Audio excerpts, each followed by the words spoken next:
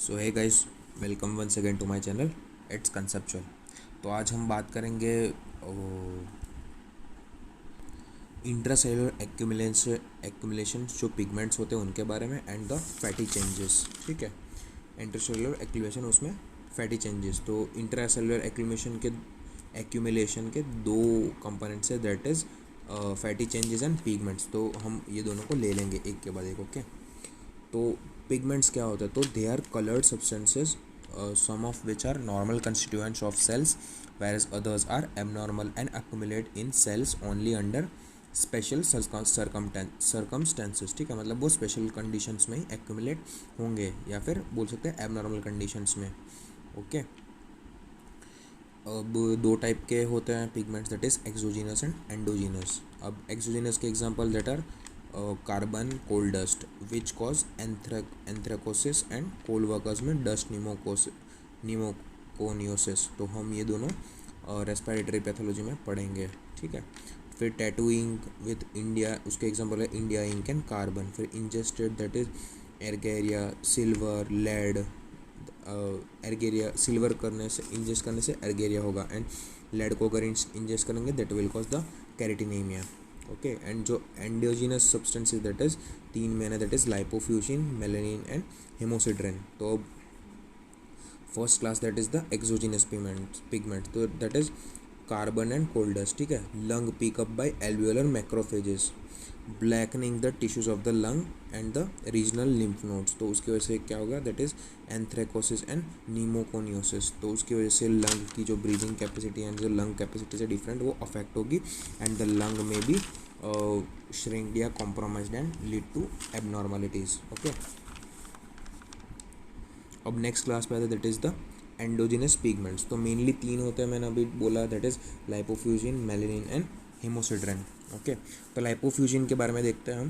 That is it is an insoluble pigment also known as लाइपोक्रोम और wear and tear और ageing pigment. ठीक है, composed of polymers of lipids and phospholipids in complex with protein। तो polymers of lipids and phospholipids से बना होता है। not injurious to cell or its function। ठीक है, tell tell telltale sign of free radical injury and peroxidation। it मतलब उसके जो आने मतलब अगर वो प्रेजेंट है तो it is a sign for free radical injury and lipid peroxidation। Okay, it appears yellow brown finely granular cytoplasmic often perinuclear pigment। तो मतलब वो पेरीफेरल ऑफ द जहाँ nuclear peripheral of the nuclear के वहाँ जमा हो जाएगा, वो ग्रेनुलर होता है and it is yellowish brown in colour. Okay, seen in liver and heart of the ageing patient. ठीक है, तो उसको जैसे भी एजिंग पिगमेंट बोला जाता है, तो जैसे जैसे एज बढ़ती जाती है तो seen in liver and heart. Patients with severe mall nutrition में भी देखा जाता है, एंड कैंसर में भी वो देखा जाता है। Okay, second is the melanin pigment. तो ये एक इम्पॉर्टेंट पिगमेंट है। अब बाल जो होते हैं, मतलब जो मेलानिन हमारा जो स्किन पिगमेंटेशन होता है उसमें भी मेलानिन प्रेजेंट होता है। तो अगर मेलानिन के एब्सेंस में कोई हमको जेनेटिक एबनॉर्मलिटी हो रही है, that is known as the albinism. ठीक है, जेनेटिक्स में हम ये पढ़ेंगे एल्बिनिज्म होता क्या है। ठीक है, तो मेलानिन क्या है? That is the endogenous non haemoglobin derived brown black pigment. Okay, only endogenous brown black pigment. Okay, formed when the enzyme tyrosinase catalyzes the oxidation of tyrosine to dehydroxyphenylalanine in melanocyte and dendritic cells। मतलब कब बनता है?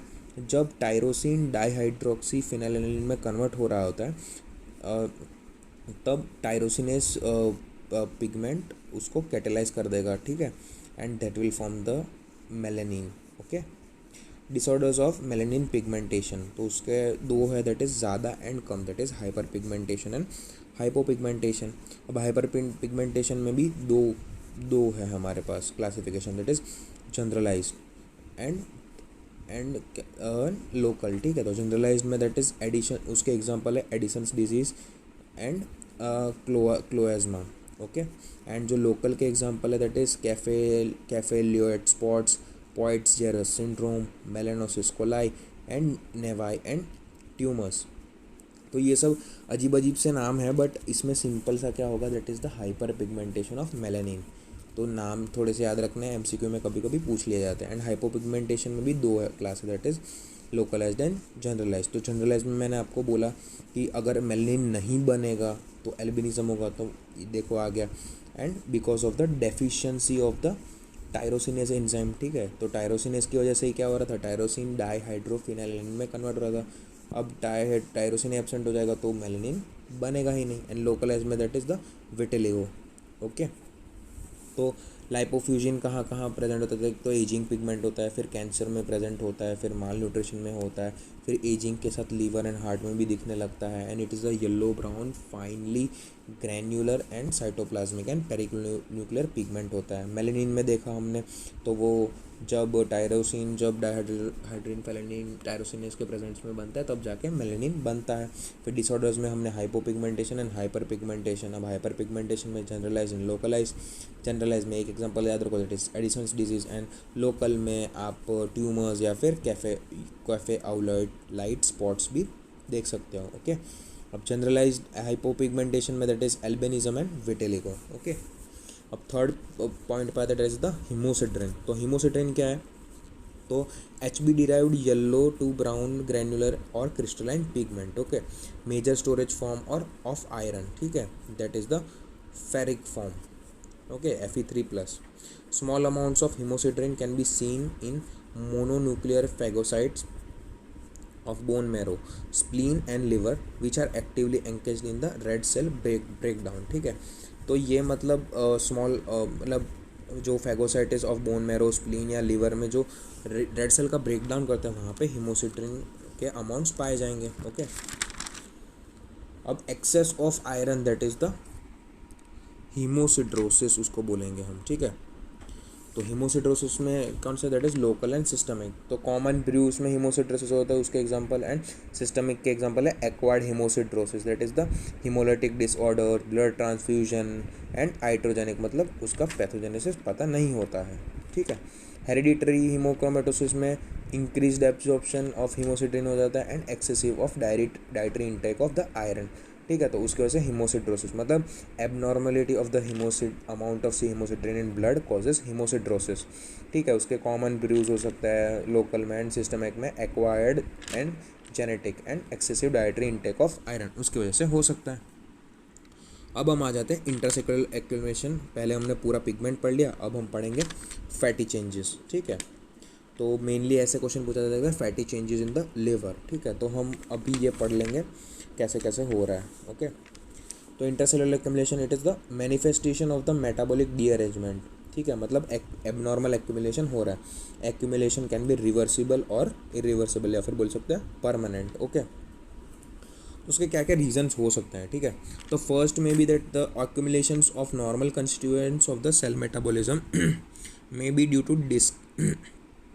Defects in packaging और transport. ठीक है, तो packaging नहीं हो रही बराबर या ट्रांसपोर्ट नहीं हो रहा तो भी वो नॉर्मल मेटाबॉलाइट्स होंगे वो सेल में रहेंगे ही। तो एग्जांपल उसमें that is fats, proteins and carbohydrates. ठीक है, तो मेनली फैट्स होते हैं। सेकंड रीज़न हो सकता है कि accumulation of metabolites due to enzyme deficiency. अब एंजाइम डेफिशिएंसी होगी तो मेटाबॉलिज्म होगा ही नहीं, अगर धीरे होगा तो that will lead to the storage disease, inborn errors of metabolism. ठीक है, तो जेनेटिक भी हो सकता है।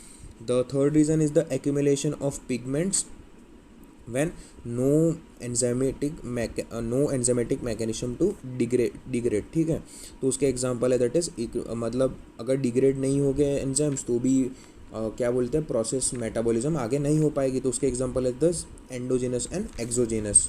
ठीक है, and fourth that is accumulation of abnormal substance in resulting into the acquired और genetic defects, that is the example बोल सकते हैं अल्फा-1 ट्रिप्सिन डेफिशिएंसी। ठीक है, तो चार रीज़न हमने मेनली देखे। पहले तो ट्रांसपोर्ट एंड पैकेजिंग में, फिर दूसरा आ गया कि स्टोरेज मतलब एंजाइम ढंग से काम नहीं कर रहा, तीसरे में क्या हो रहा है कि डिग्रेड नहीं हो रहा है एंजाइम इसकी वजह से, एंड चौथी क्या हो रहा है that is the abnormal substance जमा हो जा रहे हैं सेल्स में। ठीक है, तो दैट आर द क्या बोल सकते हैं manifestations of the accumulations, intercellular accumulation. अब आ जाते हैं हम that is fatty change also called as steatosis और फैटी मेटामॉर्फोसिस। ठीक है, तो intracellular accumulation of triglycerides within the parenchymal cells and it is commonly in liver so called as the fatty liver. ठीक है। Intracellular accumulation of triglycerides, okay, within the parenchymal cells, ये याद रखना हमको। अब causes क्या क्या है, दैट इज़ एल्कोहल अब्यूज़, मतलब क्रॉनिक एल्कोहलिज्म, फिर diabetes mellitus, obesity, protein mall nutrition, drugs, toxins, anoxia, hypoxia and pregnancy. अब नॉर्मल पहले फैट मेटाबॉलिज्म हम जान लेते हैं कि फैट मेटाबॉलिज्म होता कैसे। तो पहले तो फ्री फैटी एसिड था, वो लिवर में एंटर किया फैटी एसिड में, वो मतलब कंजुगेट होगा अब उसका, तो वो अब फैटी एसिड का एस्टरिफिकेशन होगा अल्फ़ा ग्लिसरोफॉस्फेट से, एंड वो ट्राइग्लिसराइड में कन्वर्ट होगा, ठीक है। एंड ये अक्यूमुलेशन ट्राइग्लिसराइड का ही हो रहा है, ठीक है, हम लोग को फैटी लिवर में पता चला।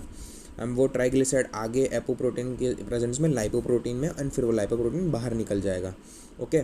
एंड ऑल्सो एसिटाइल कोई भी आ रहा है फैटी एसिड में कन्वर्ट हो रहा है, and fatty acids will be oxidation to ketone bodies, phospholipids को बनाएगा एंड कोलेस्ट्रॉल को बनाने में मदद करेगा। एंड फैटी एसिड्स दो पाथवे करेगा, कीटोन बॉडीज, फॉस्फोलिपिड, कोलेस्ट्रॉल भी बनाएगा, एंड एक बाजू ट्राइग्लिसराइड्स भी बनाता रहेगा, एंड फिर लाइपोप्रोटीन से कन्वर्ट करके बाहर निकालता रहेगा, ओके। तो ये तो हो गई नॉर्मल फिजियोलॉजी। अब फैटी लीवर में क्या होता है, तो fatty liver can occur due to excessive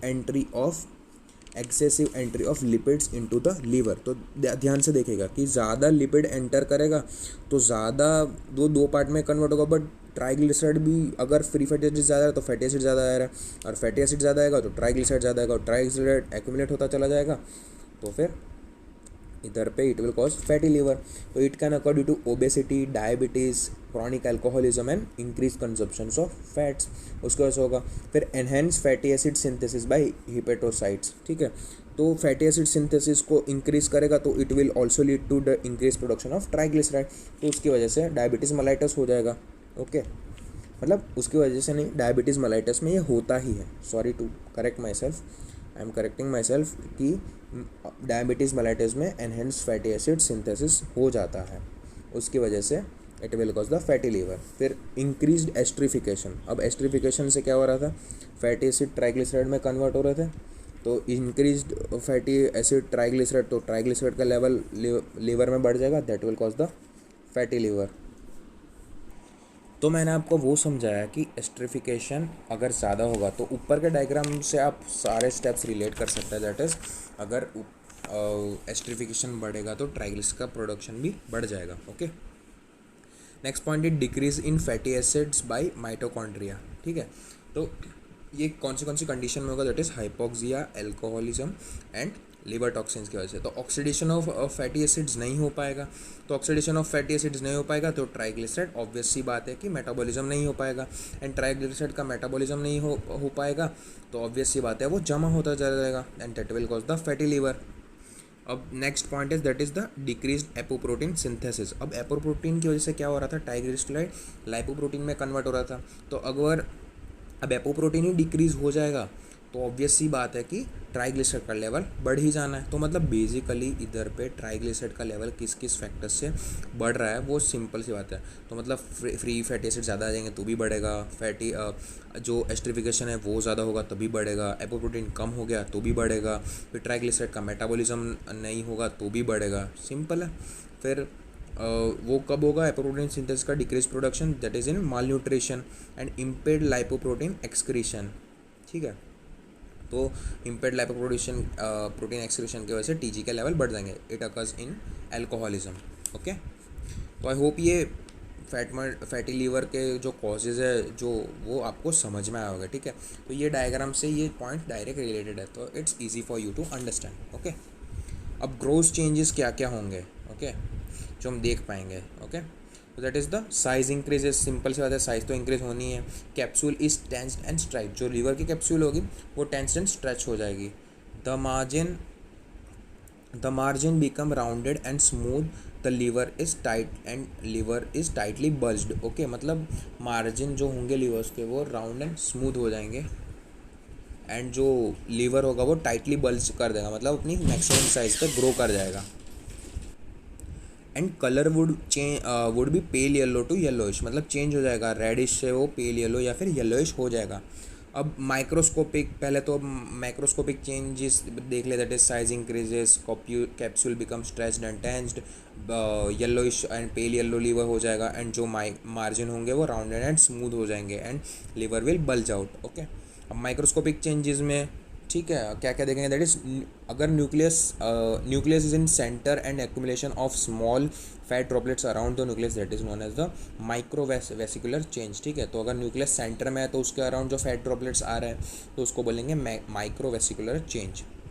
अब अगर nucleus shift as the fat droplets become big as in size, that is known as macrovesicular change. तो अगर फैट ड्रॉपलेट्स बढ़ गए, पहले तो क्या छोटे थे तो न्यूक्लियस सेंटर में था, अब उसको फैट ड्रॉपलेट्स बढ़ते चले गए तो न्यूक्लियस को भी डिस्प्लेस करेंगे, तो न्यूक्लियस उसकी वजह से शिफ्ट हो जाएगा, and that is known as the macrovesicular change.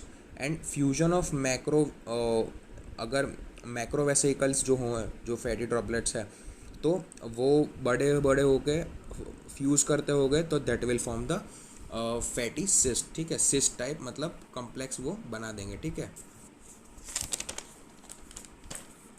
अब नेक्स्ट है that is the fat stains, हम कैसे स्टेनिंग करेंगे वो सब की। ठीक है, तो कैसे होगा, that is the special stains and the colour taken by the fat, मतलब जो स्पेशल स्टेन्स होंगे वो और वो फैट उसमें कैसे रिएक्ट करेंगे। तो सूडान थ्री से येलो कलर होगा, फिर सूडान फोर से ऑरेंज, फिर ऑलिव रेड ओ से रेड होगा, ऑस्मिक रेड से ब्लैक होगा, एंड सूडान ब्लैक बी से ब्लैक हो जाएगा।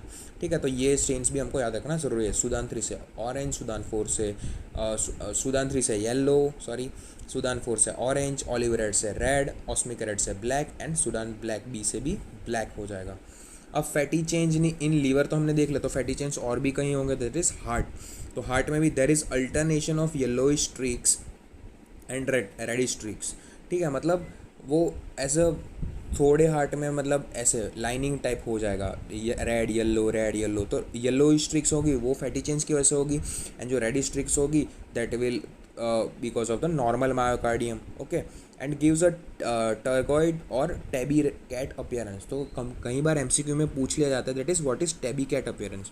तो it is the characteristic shown by the fatty change in the heart. ठीक है, and effects of the fatty change, mild में तो कोई इफेक्ट नहीं होगा, but if severe then effects are seen. ठीक है, तो अदर कौन कौन से लिपिड एक्यूमुलेशंस हो सकते हैं, that is cholesterol and cholesterol esters भी हो सकते हैं।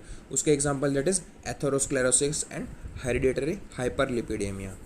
ओके, तो आई होप आपको ये fatty changes in the liver समझ में होंगे। तो पहले तो सबसे मेन तो है ये माइक्रोस्कोपी में याद रखना है microvascular and fatty cyst, and fat stains याद रखना है, that is Sudan three, Sudan four, olive red, फिर osmic red, and Sudan black. Okay, and वो कौन कौन से कलर देखने हैं वो भी याद रखना है। एंड मेन जो है जो फैट मेटाबॉलिज्म एंड जो ये जो पेज मैंने आपको दिखाया है that is very much important with along with the causes. ठीक है, तो ये हमको याद रखना है।